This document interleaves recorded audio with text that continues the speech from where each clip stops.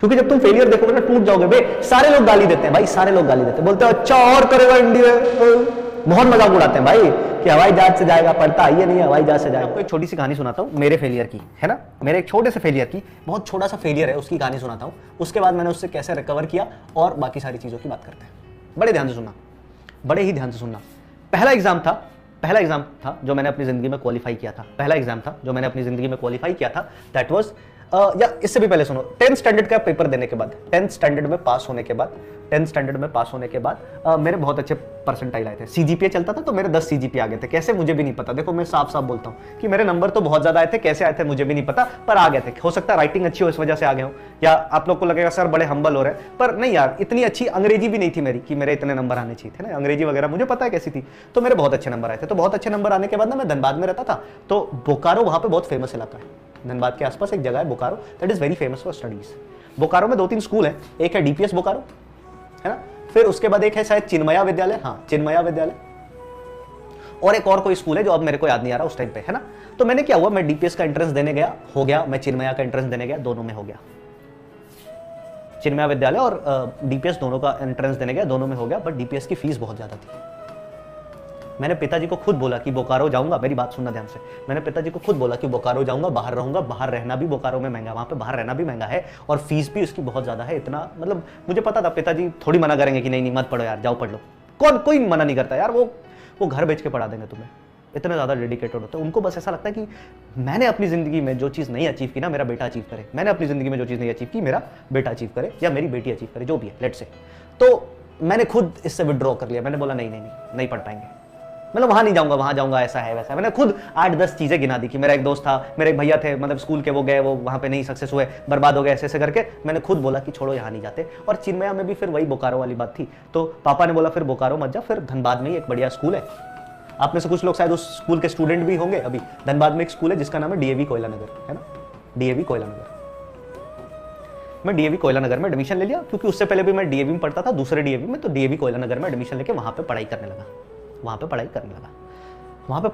सब कुछ बढ़िया चल रहा था। इसी बीच में 10th स्टैंडर्ड में मैं 10 सीजीपीए लेके आया, सुनना मेरी बात ध्यान से। इसी बीच मैंने एक स्कूल का एग्जाम दिया था वाराणसी में, क्योंकि मैं हेल करता हूं, मतलब बिलोंग करता हूं यूपी से, तो वाराणसी में ना बीएचयू का एक स्कूल है जिसको हम बोलते हैं central Hindu school, CHS, central Hindu school. अपनी लाइफ में पहला एंट्रेंस एग्जाम मैंने सीएचएस का दिया था, और सीएचएस के एग्जाम में बुरी तरीके से मैं फेल हुआ था, बुरी तरीके से फेल हुआ था भैया, बुरी तरीके से फेल हुआ था। मतलब मैं कहीं शक्ल नहीं दिखा सकता था, सर, ऐसा फेल हुआ था, बुरी तरीके से सर, बहुत बुरी तरीके से। पर ये फेलियर क्योंकि 10th स्टैंडर्ड में था, उस टाइम पे टॉपर ऊपर था स्कूल का, एकदम पता ही नहीं लगा, सब कुछ हो गया, सारी चीजें हो गई। फिर क्या हुआ ना, फिर जब मैं 12th स्टैंडर्ड में था, तो 12th स्टैंडर्ड में मैंने एक पेपर दिया जिसका नाम था एनडीए, नेशनल डिफेंस एकेडमी का। ये पेपर देने की भी कहानी बड़ी मजेदार थी। पहला पेपर मैं देने जा रहा था, एनडीए का पेपर है, मेरी मैथमेटिक्स बहुत अच्छी थी। एनडीए के पेपर में मैथ्स का पेपर होता है, सबसे पहले शायद जनरल एबिलिटी का पेपर होता है, फिर इंग्लिश का, नहीं सॉरी, सबसे पहले शायद इंग्लिश होता है, फिर जनरल एबिलिटी होता है, फिर मैथमेटिक्स का पेपर होता है। तो मेरी मैथमेटिक्स बहुत अच्छी थी, या अच्छा नहीं, ये तो सीडीएस की बात है। इसमें इंग्लिश प्लस जनरल एबिलिटी एक ही पेपर होता है, 2 पेपर होते हैं ना, और एक मैथ्स का। मेरी मैथमेटिक्स बहुत अच्छी थी, तो मुझे पता था मैं मैथमेटिक्स के बल पे कर जाऊंगा। तो एक रात पहले, जैसे आज मुझे जाना है ना, पैसे होते नहीं थे, विदाउट टिकट जाता था रांची, धनबाद से रांची नियरेस्ट था जहां पे एग्जाम होता था, सिटी कैपिटल में होता है, तो विदाउट टिकट जाता था रांची, रात की ट्रेन से, और पेपर देके फिर वापस विदाउट टिकट आ जाता था। 1-2 बारी पकड़ा भी गया पर पैसे नहीं होते थे तो छोड़ देते थे, वो भी प्यारे लोग थे, छोड़ देते थे। तो इस पेपर को ना एक रात पहले मैं पढ़ के गया, मेरा सिलेक्शन हो गया इंडिया में, मुझे भी नहीं पता कैसे, पर हो गया सिलेक्शन इंडिया में। उस टाइम ना मुझे बहुत प्राउड फील हुआ। फिर मेरा जेई मेंस का पेपर था, जेई मेंस के पेपर के 2 दिन के बाद मेरा इंटरव्यू था, कहां पे, बैंगलोर में। 2 दिन के बाद जेई मेंस का पेपर था, उसके 2 दिन के बाद मेरा इंटरव्यू था बैंगलोर में, और मैं धनबाद में जेई मेंस का पेपर देना। और यहाँ पिताजी ने बोला एक काम करते हैं, फ्लाइट की टिकट करा लेते हैं, उससे पहुंच जाएंगे, ऐसे तो पहुंच नहीं पाएंगे। फिर मुझे अंदर बहुत बुरा लग रहा था कि यार इतने पैसे खर्च करा के जाऊं और सिलेक्शन ना हो तो कितनी बुरी बात है। फिर किसी ने बताया कि जब तुम जाओगे ना तो तुम्हें रीइंबर्समेंट मिल जाता, पैसे कुछ वापस मिल जाते हैं। मैंने बोला फिर ठीक है, तो फिर हमने फ्लाइट की टिकट करा ली, वो तो काफी महंगी थी, और मैं बैंगलोर चला गया। बैंगलोर जाने के बाद जब मैं वहां पहुंचा तो उस इंटरव्यू में, एसएसबी इंटरव्यू में करीब 186 लोग आए थे, है ना, 186 स्टूडेंट्स वे देयर। उन 186 स्टूडेंट्स में से वो स्क्रीन आउट करते हैं ना, स्क्रीन इन करते हैं, तो हम स्क्रीन इन हुए थे लगभग 58 बच्चे, और वहां पे चेस्ट नंबर देते हैं, चेस्ट नंबर, है ना, तो मेरा चेस्ट नंबर उसमें था 33। और ग्रुप बनाते हैं, एक ग्रुप बनाते हैं, एक दिन जीटीओ का टास्क होता है, ग्रुप बनाते हैं। तो मेरे ग्रुप में 31 से लेकर के 40 तक स्टूडेंट्स थे, मतलब 10 लोग थे मेरे ग्रुप में, 10 का ग्रुप बनाया था उन्होंने।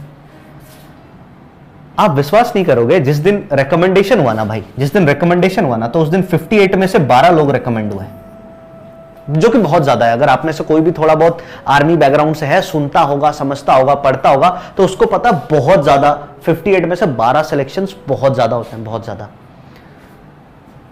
और मेरे ग्रुप में से कौन कौन सिलेक्ट हुआ? Chest number 31, chest number 32, chest number 34, chest number 36, chest number 36, chest number 38 and chest number 39।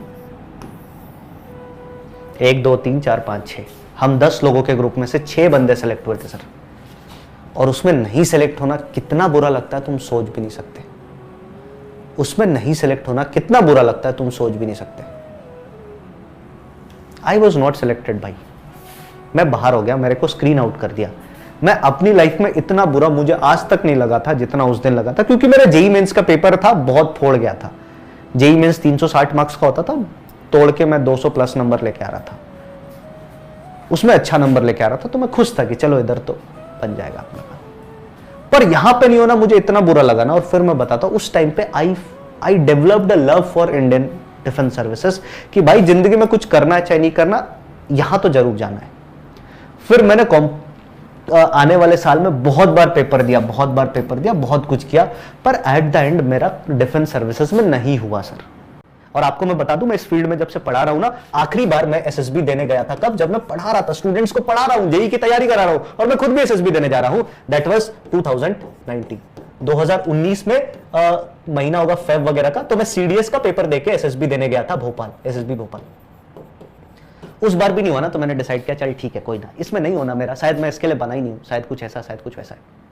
एक बारी सिलेक्शन हुआ तो कुछ मेडिकल के वजह से मैं बाहर हो गया, ऐसा भी है।